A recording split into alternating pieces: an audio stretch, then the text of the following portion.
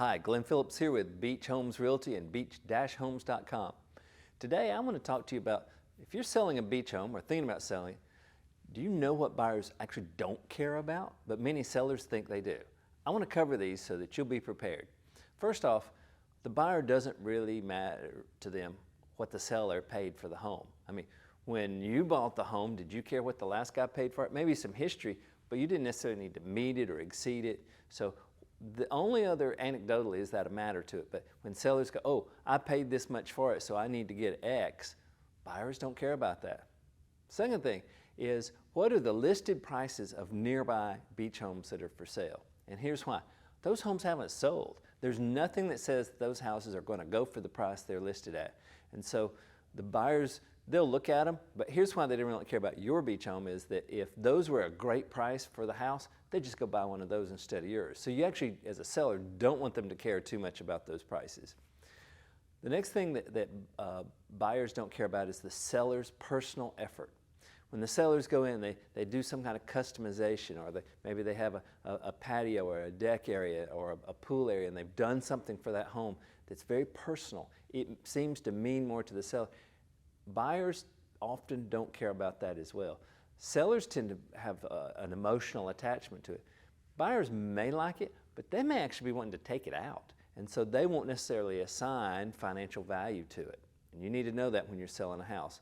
Don't decide because you love a part of the house that every buyer will. Number 4, the outlier sale of a high price. If you want to sell your beach home, you go, hey, my neighbor's house down here, which was similar or not even as good, sold for this crazy price last year. Well, those were different markets, and it could have been an unusual circumstance of why that person needed that house. It could have been location, could have been family connection. It could be many things. But if that's an outlier, that's not necessarily the market. The market is the whole pool of what's been selling and things that match your property. So sellers don't need to get overly fixated of thinking, my neighbor scored the lottery win, and I am too. And the 5th thing is, that buyers don't care if you are personally offended. And the reason is, you shouldn't be personally offended by a low offer. You know what? I'll tell you what's more offending, no offer. A low offer at least gives you the opportunity for discussion. Maybe there's nothing to happen there. Maybe you won't negotiate it out. But a low offer at least begins a discussion. And when sellers get personally offended, so I'm not even going to answer that. You know what? You've ended a discussion that could have been a test. Just, somebody may say, let's throw out this low offer and see what happens. And you come back and go, that's not acceptable. Here's our list price again. Or you could come back with a different price and the negotiation actually begins. But really, be more offended by no offer than low offers, okay?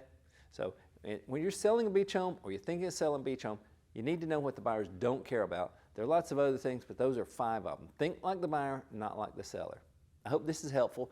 You can find thousands of beach homes for sale all across the country right now at beach-homes.com, as well as interesting articles and more videos like this. I hope this is helpful. Have a great beachy day. For more information, be sure to check out beach-homes.com.